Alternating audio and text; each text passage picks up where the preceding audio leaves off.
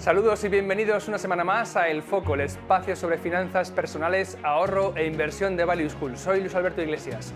Hoy hablaremos con José Antonio Larraz, cofundador de Equam Capital. Conoceremos su trabajo como gestor, su pasado en el private equity y su experiencia como profesor. También tendremos, como no, como cada semana, las recomendaciones de lectura y nuestra sección sobre finanzas personales. ¡Vamos allá!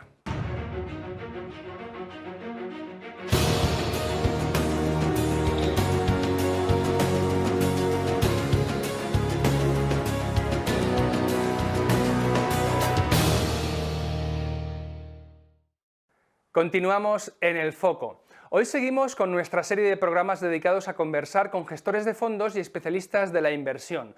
Nuestro invitado hoy es José Antonio Larraz, cofundador de Equam Capital, gestora que fundó en 2015 junto con Alejandro Muñoz, otro buen amigo y profesor de la Escuela de Verano de Value School. Actualmente asesora Equam Global Value Fund, un fondo de inversión en valor. Hasta llegar a Equam, José Antonio ha recorrido un camino muy interesante del que hablaremos con él a continuación. Nació en Zaragoza, estudió en ICADE en Madrid y terminó su formación en Francia, tanto en ESSEC Business School como INSEAD, donde cursó un MBA. Cruzó el Atlántico para ir a Nueva York a trabajar en la extinta Lehman Brothers como analista de banca de inversión, especializado en finanzas corporativas y fusiones y adquisiciones. Allí vivió de cerca la burbuja de las .com y los atentados del 11 de septiembre.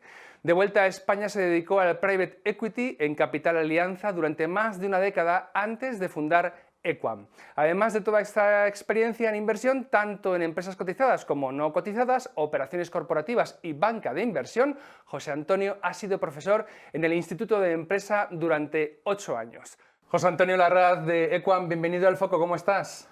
Muchas gracias, Luis. Encantado de estar con vosotros. Un placer siempre tenerte. Vamos a repasar, José Antonio, tu carrera profesional, pero también algo de las pinceladas sobre tu formación personal, porque la idea de estas entrevistas es acercar al gestor a su público, ¿no? No todo el mundo tiene el privilegio de pasar tiempo con vosotros y de charlar francamente y en cercanía, y querría repasar contigo tu formación para empezar. Tú estudiaste E3, una titulación en la Universidad de Pontificia de Comillas, en ICADE, de las más exigentes, creo yo, porque E3, si no recuerdo mal, es la doble titulación de Derecho y Empresariales. Dos preguntas a este respecto. ¿Ya tenías pensado dedicarte a las finanzas? Porque si lo tenías pensado, quizás, bueno, ¿por qué elegiste esa titulación? Y en segundo lugar, ¿qué te llevaste de aquellos años? Porque es una carrera muy exigente, me consta, son 6 años. ¿Qué extrajiste de aquella experiencia? Bueno, realmente, como suele pasar en casi todos los jóvenes, ¿no?, que acaban sus estudios en el colegio, yo en ese momento tampoco tenía muy claro qué es lo que realmente quería estudiar, y probablemente por eso acabé estudiando esta doble titulación, ¿no?, que pensaba que era muy completa porque abarcaba muchos aspectos, tanto desde el punto de vista del derecho como del mundo empresarial.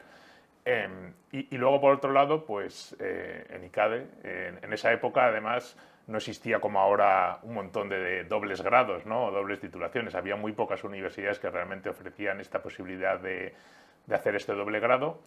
Y para mí, que yo soy de Zaragoza y que había vivido en Zaragoza hasta los 18 años, el irme a estudiar esta carrera pues me permitía salir de mi ciudad e irme a la capital, irme a Madrid, salir de casa de mis padres y tener la experiencia de independizarme con 18 años y vivir esa experiencia en una ciudad nueva, con nuevos amigos, con nueva gente. Entonces, bueno, era un poco todo, ¿no? Una carrera muy completa en una universidad muy prestigiosa y además la oportunidad de salir de mi casa y de independizarme, ¿no? Y por todo eso, pues acabé estudiando en Madrid, vamos, básicamente. Y la experiencia, me parece que de vivir fuera de tu ciudad de Zaragoza te gustó mucho, porque luego diste el salto a Francia, donde no solamente acabaste la carrera, entiendo yo, ahora me explicarás, sino que hiciste un máster después. Bueno, sí, efectivamente, bueno, hice la carrera en Madrid y bueno, ya en esa época pues existían los programas Erasmus, de la posibilidad de estudiar un año escolar, o sea, un año universitario fuera de la universidad y bueno, yo había estudiado francés, además del inglés, y siempre he tenido esta vocación un poco internacional, ¿no?, de conocer nuevos países, conocer nuevas culturas. Y de nuevo, dentro del abanico de posibilidades de programas de intercambio que ofrecía la universidad en esa época, pues a la que fui, que es la ESSEC, que es una École de Commerce de las más prestigiosas de París, pues era uno de los programas más apetecibles, más completos. Como yo hablaba francés, pues me lancé para allá y en el último año de carrera pues estuve allí, lo cual también me gustó mucho porque también era otra forma de ver cómo se enseñaba y cómo era la educación universitaria fuera de España, ¿no? Y bueno, pues fue una experiencia en ese sentido también muy interesante. Sobre todo porque también yo soy un poco crítico con la formación universitaria en España. ¿Por qué? Bueno, pues porque básicamente está muy basada en la memorización, muy basada en las clases magistrales del profesor, en la que tú ibas allí en muchas ocasiones, no en todos los casos, pero a coger apuntes, acababas con la muñeca totalmente reventada, pero realmente estabas más pendiente de coger bien el apunte, de escuchar lo que te estaba diciendo el profesor o de poder compartir o discutir sobre temas, ¿no? Y es una pena. O sea, yo me pasé 6 años de mi vida estudiando en la universidad y creo que no los aproveché en toda su magnitud. Hablas de la etapa dedicada, entiendo, esos 6 años en España. Sí, bueno, 5 porque el 5 sexto el sexto estuve de Erasmus, ¿no? sí. Y bueno, pues ahí soy un poco crítico, la verdad, en la forma en que se enseña en España. Está cambiando, yo tengo ahora una hija que es universitaria, pero mucho menos de lo que yo esperaba. Y en ese sentido creo que las cosas deberían cambiar de forma mucho más acelerada. Y continuaste en Francia, si no me equivoco, en INSEAD, una institución donde hiciste un MBA, un máster, Sí, o sea que te gustó el sistema y continuaste tus estudios ahí. Sí, bueno, o sea, cuando hice el Erasmus, después me puse a trabajar y fue después de unos años de trabajo que ya me fui a hacer el MBA a INSEAD. Realmente el máster de INSEAD está en Francia, pero no es que siga el sistema francés, o es un máster muy internacional. De hecho las clases son en inglés, los profesores son de todos los lugares del mundo. O sea que la razón por la que acabé en INSEAD no es realmente porque me gustara el sistema que viví en Francia, sino porque, bueno, INSEAD es una institución de reconocido prestigio y además era un programa de un año que frente a otras opciones de otros másteres, por ejemplo en Estados Unidos, donde los programas son de 2 años, pues para mí, que yo había estudiado ya empresariales, creía que era suficiente hacer un MBA de un año, ¿no? Porque es verdad que muchas de las asignaturas o de la parte del programa que se estudia en un máster, para una persona que ha estudiado empresariales no es tan valioso. Quizá para alguien que sea ingeniero o que venga de otras ramas, pues obviamente le aporta cosas que no ha estudiado en la carrera. Como no era mi caso, en el caso del programa INSEAD, siendo un programa de reconocido prestigio, al ser de un año, pues me atrajo bastante. Pregunta clave para mí. Hacer el máster, has dicho que trabajaste entre el final de tus estudios y el máster. ¿Lo recomiendas? Porque muchas veces, y yo creo que a veces, acaba la pregunta, el alumno tiene miedo de incorporarse al mercado de trabajo y prolonga su estancia de estudiante enganchándose al máster inmediatamente después de acabar el grado. Tú hiciste un trabajo y luego fuiste al máster. Mi idea es que quizás así se aprovecha más. Bueno, absolutamente. O sea, yo creo que es un error gravísimo el hacer un máster nada más acabar la formación universitaria. Y de hecho, si yo me arrepiento de algo es de haber hecho el máster demasiado pronto. O sea, yo acabé mis estudios, trabajé 2 años y después hice mi MBA. Creo que debería haber trabajado 4 o 5 años y después hacer el MBA. Porque se saca mucho más del programa y el aprendizaje es mucho mejor. Si no, al final es una continuación de los estudios universitarios, ¿no? Y bueno, también es verdad que en mi época no existía esta diferenciación entre grado y máster, ¿no? En mi carrera fueron 6 años. Imagínate, si me pongo a hacer un máster después, se convierte eso en 7, 8 años de estudios y es demasiado. Y ahora los programas de grado son de 4 años. Pero aún así, en cualquier caso, mi recomendación es que se saca mucho más del programa de máster habiendo trabajado unos años, habiendo vivido lo que es trabajar, lo que es una experiencia profesional, y luego te vas un tiempo pues, a estudiar, a profundizar en ciertos aspectos o a mejorar aquellas partes que después de haber trabajado en un sitio te has dado cuenta que realmente flojeas más o necesitas más aprendizaje.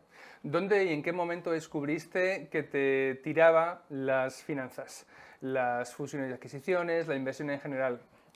Bueno, o sea, el mundo de las finanzas, más asesoramiento financiero, realmente acabé haciendo eso porque cuando, bueno, en mi época, cuando tú acabas la carrera y si eras un buen estudiante, que yo lo era, pues tenías dos opciones, básicamente, que eran lo más reconocido, lo más prestigioso, era hacer banca de inversión o hacer consultoría. Sí. Y básicamente pues yo hice entrevistas en ambos campos y al final de todas las opciones que me ofrecían, la consultoría me parecía también muy atractivo, pero la diferencia que había entre banca de inversión y consultoría en aquella época es que casi todas las opciones de consultoría era para trabajar en España y las opciones de trabajo en banca de inversión era principalmente para irte a Londres. Y como tenía esas ganas, esa inquietud de salir fuera de España y de irme fuera, pues acabé haciendo banca de inversión, vamos, y básicamente ese es el principal motivo por el que, o los dos principales motivos por los que acabé haciendo banca de inversión. Bien, entonces una pregunta para acabar ya este bloque de formación.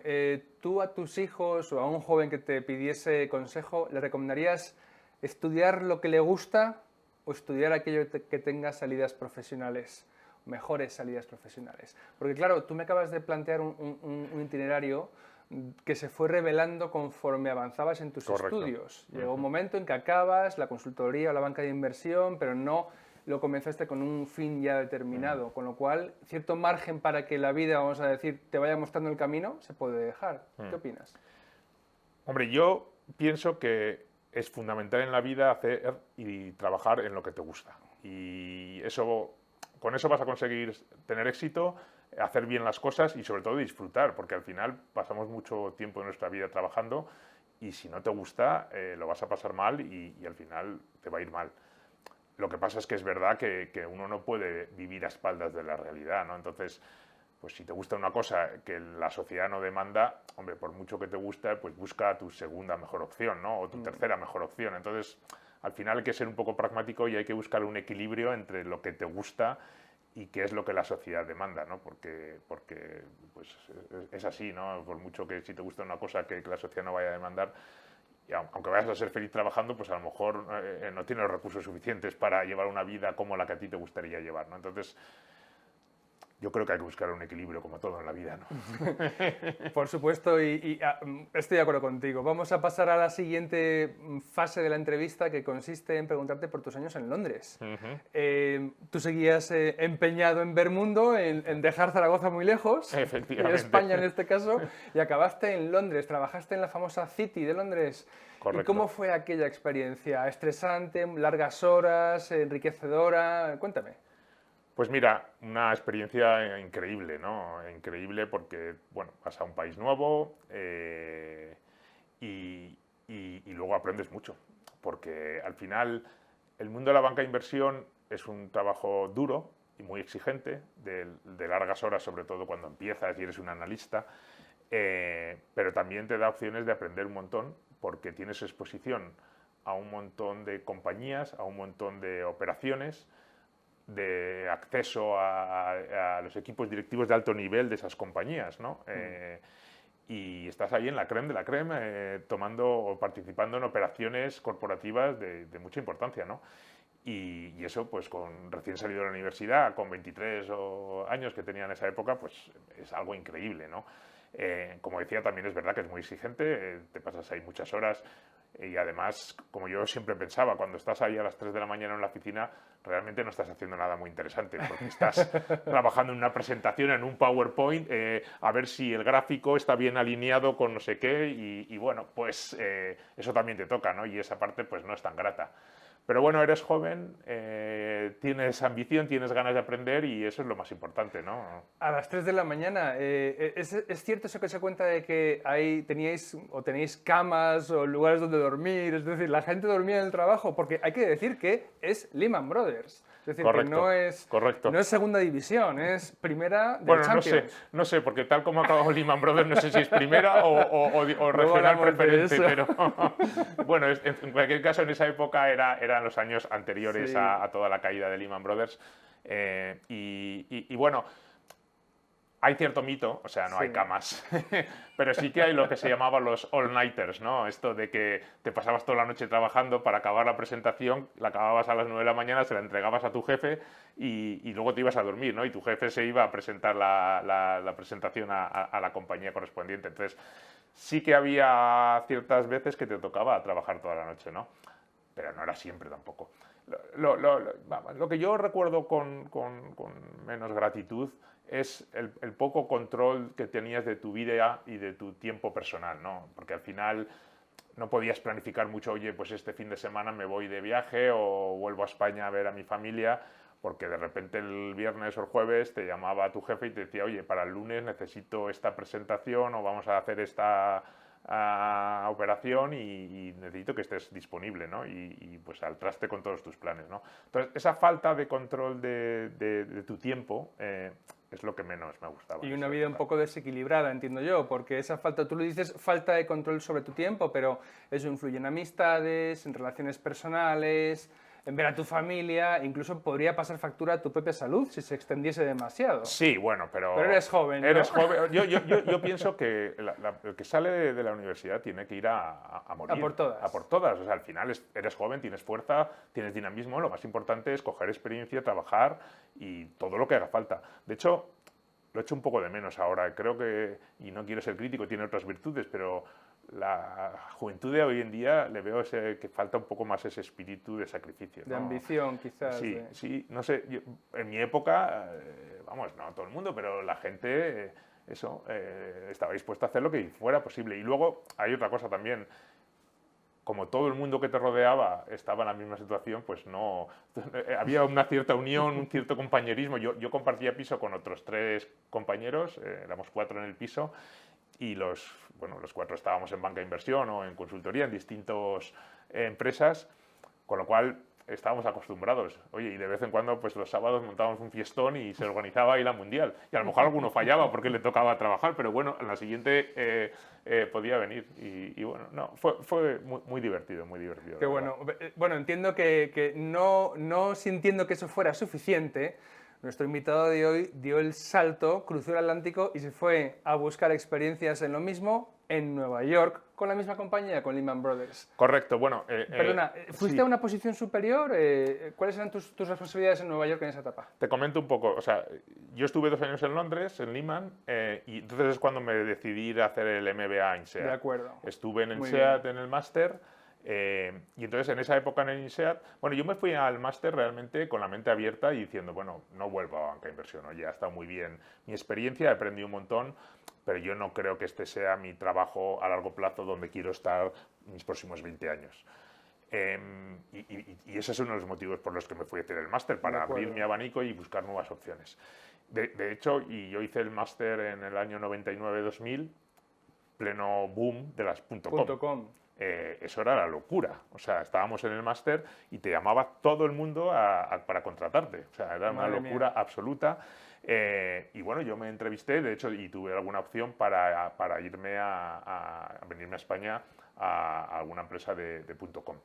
Lo que pasa es que Lehman también me ofreció la posibilidad de volver a la banca de inversión y me ofreció la posibilidad de irme a Nueva York, porque dabas el salto de analista asociado y en ese salto te permitían pasar 1 año y medio en Nueva York para tener esa experiencia de estar ahí ese tiempo, ¿no?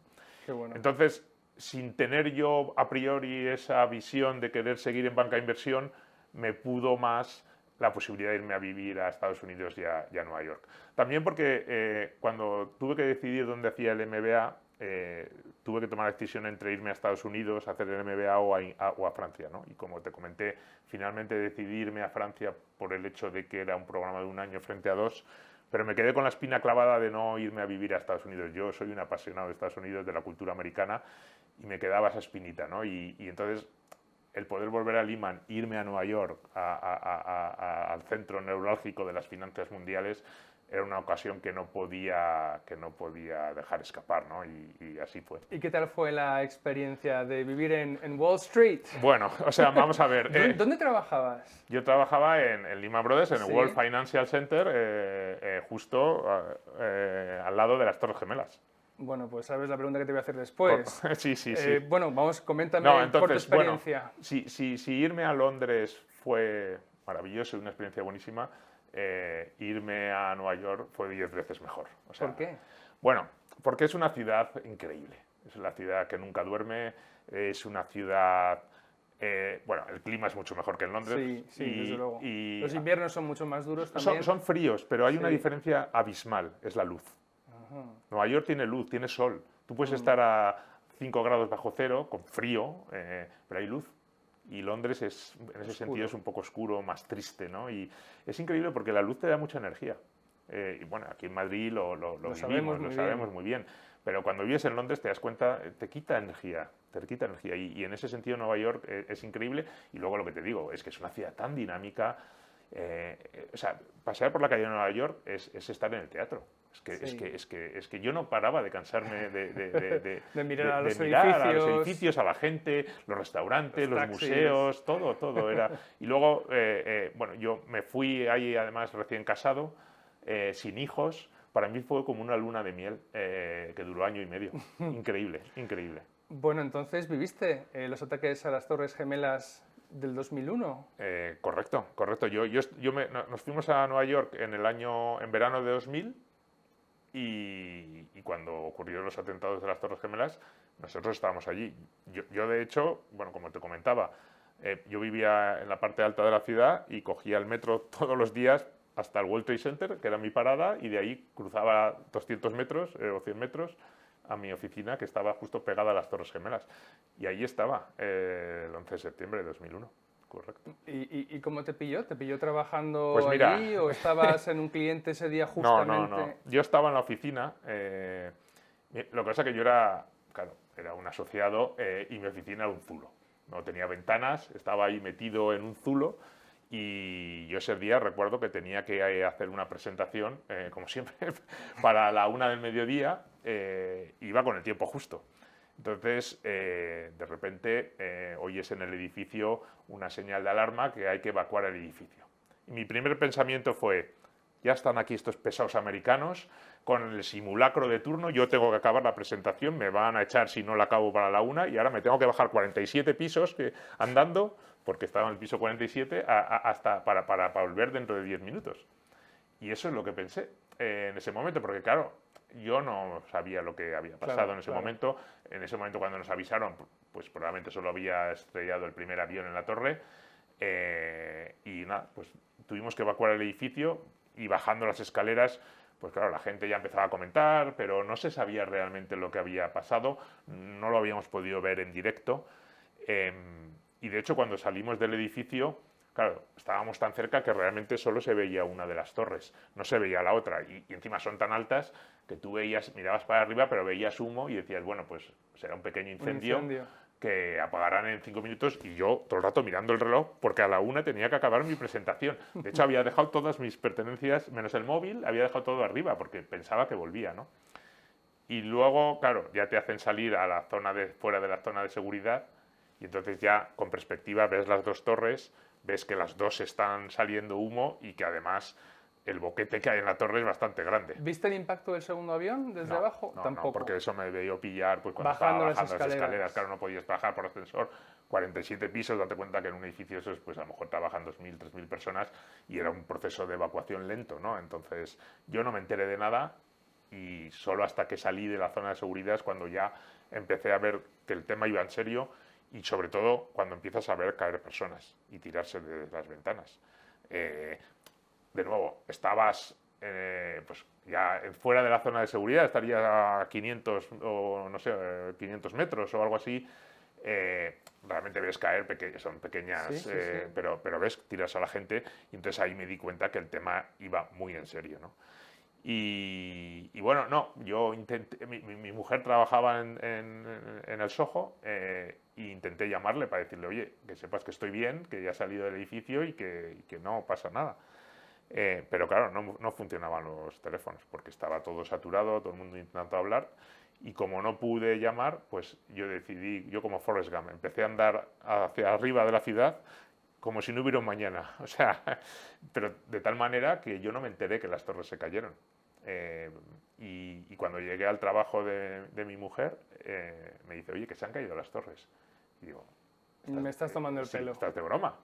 Date cuenta que yo todavía no era consciente de lo que había pasado porque no había visto las imágenes y no me lo creía. Y de hecho, cuando miré hacia Downtown, digo, ostras, no están, no están, o sea, es verdad que se han caído. Y bueno, no, o sea, fue muy fuerte, una experiencia dura, y te voy a decir que a la vez interesante en el sentido de que ves cómo el ser humano en esos momentos de dureza y de momentos duros pues se une, ¿no? O sea, es increíble cómo la ciudadanía de la ciudad se unió en ese momento, los días posteriores, ¿no? de ese atentado, ese sentimiento de unión de todos, ¿no? Y de solidaridad con todo lo que había pasado. Fue también una experiencia en ese sentido bonita, ¿no? Bonita dentro de la dureza, ¿no? de lo que fue un atentado tan cruel, ¿no? Y tan difícil. Monstruoso. Sí. ¿Continuaste en Nueva York mucho tiempo después? Pues bueno, como te dije, yo había ido en principio para año y medio. Sí. Fuimos en verano 2020 y nosotros nos volvíamos oficialmente a finales de 2021. Aunque yo estaba tan contento en Nueva York que lo que... De 2000, 2001. Perdona, Sí. 2021, 2001. Sí. Estaba tan contento que lo que realmente estaba pensando en intentar era prolongar mi estancia allí porque se nos había hecho demasiado corto, ¿no? Entonces, bueno, lo que pasó es que como consecuencia del atentado, bueno, date cuenta que como nuestro edificio estaba pegado a las Torres Gemelas, nos quedamos sin edificio. Claro. Es decir, no es que se cayera, pero sí que se quedó dentro de la zona de seguridad a la que no se podía acceder, porque además tenían que ver si tenía daños estructurales, etcétera, ¿no? Entonces, bueno, el banco lo que hizo es alquilar un hotel en otra parte de Manhattan y convertir ese hotel en oficinas. Pero claro, eso lleva a un proceso y lo que hicieron también, empezaron a hacer es, pues a la gente que podía le iban mandando a otras oficinas, ¿no? De hecho, yo, después de los atentados, me pasé 2 semanas en Los Ángeles, en la oficina de Los Ángeles de Lehman, y luego ya al poco tiempo, al mes y medio, pues me dijeron, oye, tú eres empleado de Londres, porque yo era empleado de Londres, tú tienes que volver a Londres, ¿no? Y bueno, pues en noviembre, finales de noviembre de 2001, nos volvimos, con mucha tristeza, nos volvimos a Londres. ¿El paso al private equity, cuándo lo diste y por qué razón? Pues mira, cuando yo volví a Londres era ya el año 2002 y en esa época hubo una crisis fuerte en la banca de inversión. Ya sabes que la banca de inversión es un negocio bastante cíclico y bueno, esto era después de los años del .com, cuando cayó toda la burbuja y entonces, claro, yo llegué en ese momento a la oficina de Londres cuando sobraba gente y llegué ahí como un paracaidista y nadie me quería, básicamente, claro, ¿no? Claro. Entonces la vuelta a Londres fue dura porque realmente llegué a un sitio donde nadie quería mis servicios porque no hacía falta. Y ya desde el principio me di cuenta que realmente ahí no tenía mucho futuro en el corto plazo y empecé a plantear opciones, otras búsquedas de otras salidas profesionales, ¿no? Cuando estaba en ese proceso de búsqueda, de hecho, a mí me invitaron, había lo que se llamaban las rondas estas de salida de gente y pues yo en una de esas salidas, como era el último que había llegado, pues fui el primero o participé en la primera ronda que hubo de salida y en mayo de 2002 pues salí de Lehman Brothers. Ya había empezado, como te comentaba, un poco la búsqueda porque yo ya veía un poco la situación y ya me olía que esto podía pasar. Y bueno, estuve buscando tanto en España como en Londres y como te dije, yo ya antes de irme al máster ya pensaba que la banca de inversión no era lo mío y busqué un poco con un horizonte más abierto. Estaba abierto a seguir en banca de inversión, si era la opción que me salía, pero también empecé a buscar otras opciones, ¿no? Y una de esas opciones era el mundo del capital riesgo, el private equity, básicamente porque siempre me había atraído el mundo de la inversión, ¿no? Al final, cuando estás en banca de inversión, estás asesorando a las compañías para hacer algo. Pero no estás invirtiendo, ¿no? Y el mundo de la inversión me resultaba muy atractivo, ¿no? Entonces, bueno, pues busqué opciones en capital riesgo y tuve la fortuna, la suerte de encontrar una oportunidad en Madrid, en España, y nos volvimos a Madrid con algo de pena, porque, como te digo, pues esa parte internacional pues la perdía, pero bueno, entraba en un sector nuevo, en una experiencia profesional distinta a la que había hecho hasta entonces, y eso para mí era muy atractivo. Descríbenos en términos sencillos y básicos cuáles eran tus responsabilidades, qué hace una persona que trabaja en private equity al nivel en que tú lo practicaste, durante los años en que lo practicaste, para que los oyentes tengan una idea de a qué se dedica una de estas especialistas. Bueno, o sea, al final, en el mundo del capital riesgo private equity, lo que haces es básicamente invertir en compañías no cotizadas, en las que tomas una participación significativa de la compañía, que puede ser minoritaria, pero siempre significativa, o mayoritaria de control de la compañía, y el objetivo un poco es ayudar al equipo directivo a desarrollar una estrategia, un plan de negocio que permita crear valor en la compañía durante una serie de años, con el objetivo de, al final de ese ciclo, que generalmente es entre 5 a 7 años, aunque se puede alargar más, crear ese valor y vender la compañía a un precio significativamente superior al que lo has comprado. Y además, de cara a crear ese valor, también lo que se hace es comprar o financiar parte de la compra de esa compañía o de esa participación en la compañía con deuda, con lo cual te beneficias del apalancamiento financiero a un nivel que debería ser razonable, aunque muchas veces es demasiado alto, pero si lo haces a un nivel razonable no estás asumiendo mucho riesgo y estás optimizando la rentabilidad sobre el capital invertido, ¿no?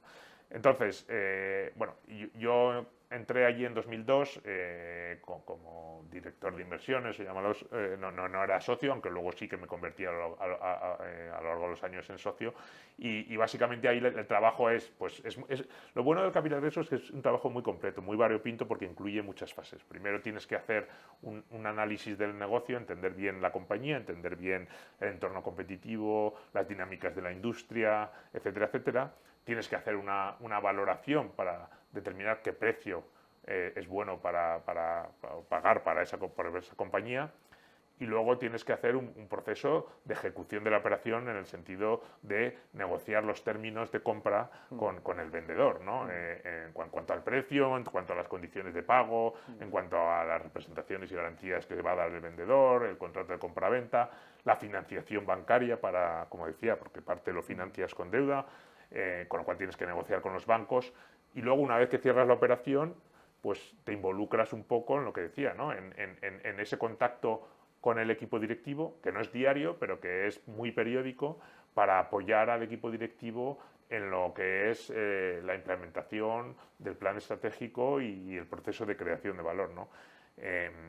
Y eso también es muy bonito, la verdad, porque estás cerca de las compañías y además las ves crecer a lo largo del tiempo, ¿no? Y luego, en el final del proceso, pues tienes que hacer un proceso de venta o de salida, ¿no? Con lo cual, pues tienes que identificar posibles compradores de esa compañía y luego también, pues, diseñar y negociar una operación de venta de tu participación, ¿no? Oye, ¿y cuándo conociste a Alejandro Muñoz y cuándo surgió la idea de empezar Equam? 2014 creo que fue. Sí, 2014. Bueno, mira, básicamente, como te dije, yo entré en el capital riesgo en el año 2002 y lo que ocurrió es que después de la crisis financiera de 2008, en 2009, en España lo que pasó es que en los años posteriores a esa crisis empezó a haber pocas operaciones o oportunidades de compra de compañías no cotizadas, y lo que sí que había es mucha liquidez, porque muchos fondos de capital riesgo habían levantado dinero antes de la crisis. Y una vez que tenían ese dinero levantado, ellos tenían esa necesidad de invertir ese dinero porque estaban cobrando una comisión a sus inversores. Y entonces eso lo que generó es una falta de oportunidades buenas, atractivas, a precios razonables, porque como la gente tenía mucha presión por invertir dinero y había pocas operaciones, pues eso estaba inflando los precios, ¿no? Nosotros teníamos un modelo en el que no teníamos un fondo levantado, sino que íbamos financiando operación por operación y por lo tanto no teníamos esa presión, y aparte invertíamos el dinero de los socios, principalmente de los dos socios más senior, con lo cual éramos muy conservadores y precavidos respecto a los precios que pagábamos. Todo eso para decirte que lo que ocurrió es que en los últimos años, desde 2010 a 2013, nosotros no hicimos ninguna operación de entrada nueva, y lo que sí que hicimos fue vender todas las compañías que teníamos en el portfolio hasta que llegó 2013 y vendimos nuestra última compañía.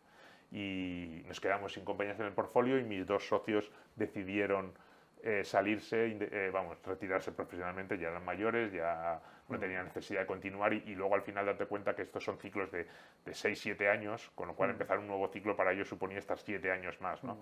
Con lo cual ellos se retiran y nosotros decidimos disolver el proyecto.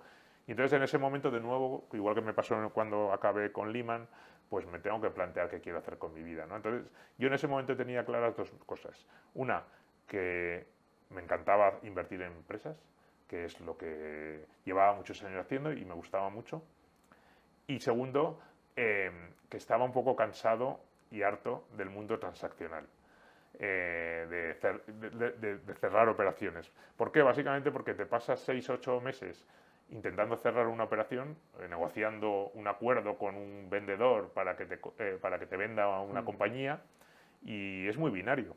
O cierras la operación o no la cierras, pero entre medias no hay nada. Aquí no es como vendo 500 paraguas o 400 o 300, no, aquí es o todo o nada, ¿no?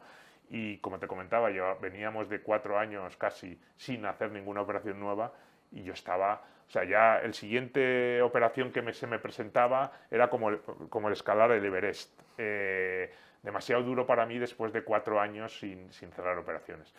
Entonces, con esa situación en mente de quiero seguir invirtiendo en compañías, pero quiero evitar el mundo transaccional, pues empecé a hablar con mucha gente, de nuevo, como siempre, abierto a muchas opciones y a ver qué me surgía, ¿no? Y una de las personas con las que contacté fue con Alejandro.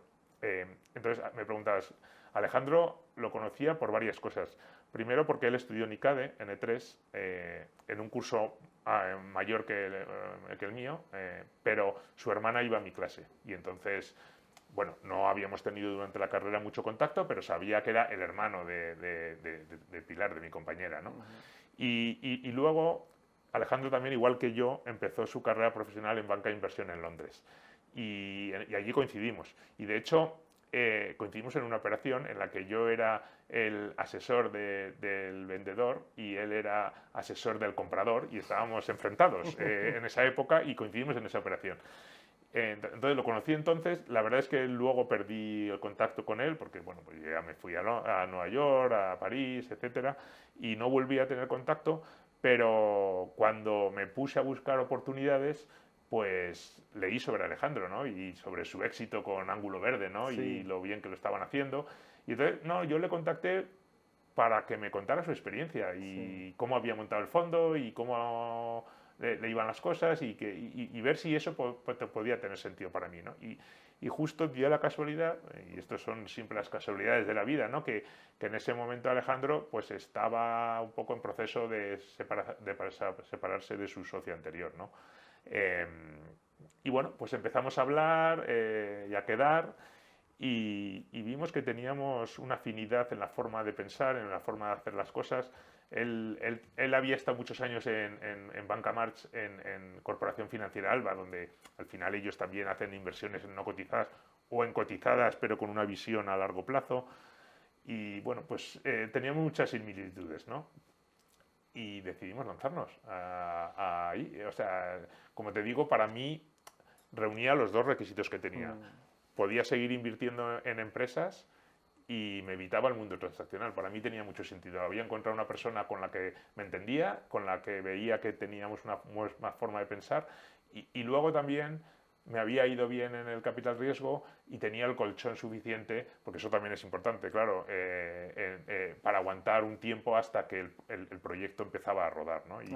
Y entonces yo nunca había pensado realmente en lanzar mi propio proyecto ni convertirme en emprendedor, ¿no?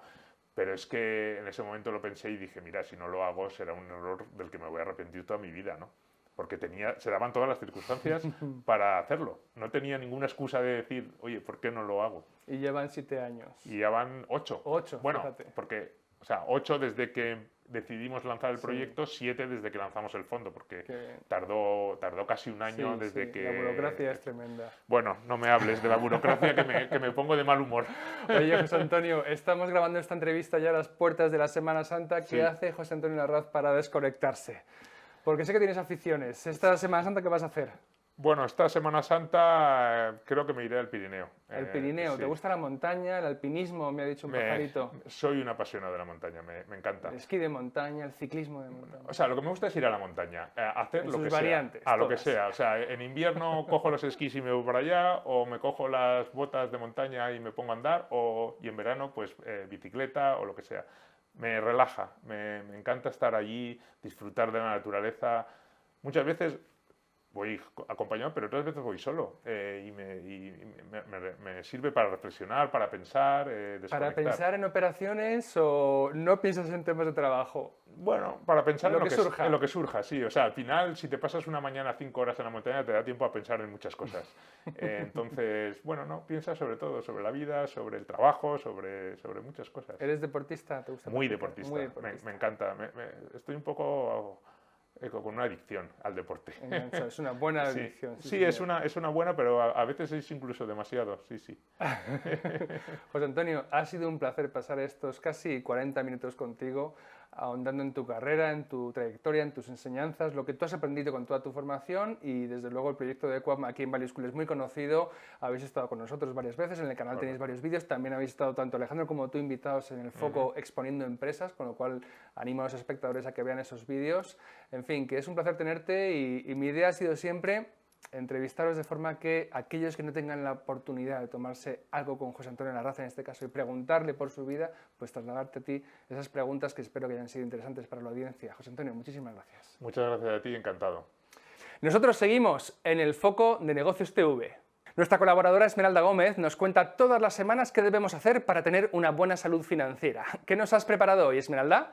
Hola, te acompaño en una nueva píldora de salud financiera en la que te invito a conocerte mejor para que las decisiones económicas sean más conscientes por tu parte y eso favorezca a tu economía y, en definitiva, a tu salud.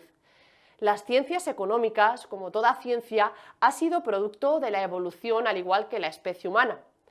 Uno de los lastres que aún sufre nuestra economía es que se ha tratado a lo largo del tiempo como si fueran matemáticas, perjudicando así a las dos ciencias que adoro, las matemáticas y la economía.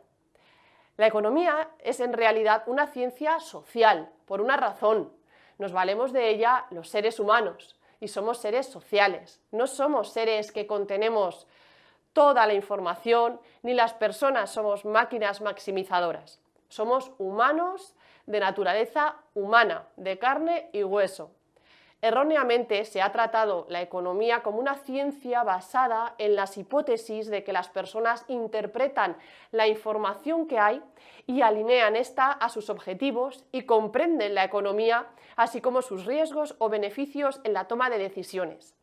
En los últimos años, la economía se ha mezclado con otras disciplinas como la psicología o la neurología y ha nacido de esta fusión una nueva ciencia conocida como economía conductual, que ha puesto de manifiesto esta naturaleza humana, imperfecta, evidenciando el escenario de que los seres humanos no utilizan la información total y no comprenden los riesgos y beneficios en la toma de decisiones siempre, solo la disponible y la que a cada uno llega de forma subjetiva. Voy a compartir una serie de sesgos que todos tenemos y que influyen en la toma de decisiones diaria. Lo primero es definir qué es un sesgo. Un sesgo cognitivo es una interpretación distorsionada y de forma repetida de la información que tenemos disponible de forma que afecta la toma de decisiones porque emitimos juicios y el procesamiento de los pensamientos en la toma de decisiones. El concepto de sesgo cognitivo es relativamente joven, pues nace en el 1972.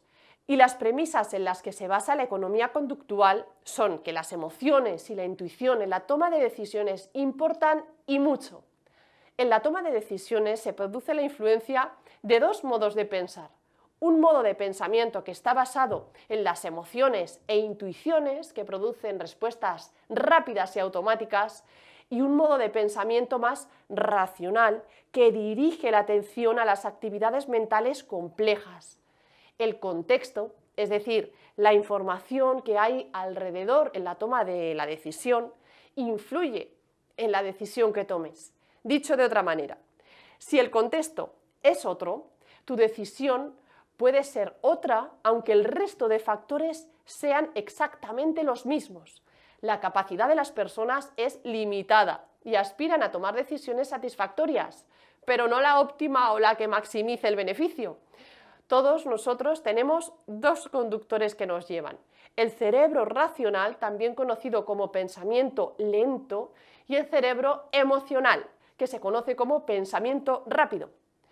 El racional se encarga del lenguaje, de calcular, representa la parte consciente que requiere pensar, por eso es el pensamiento lento, porque se centra en aquellas actividades mentales que demandan un esfuerzo.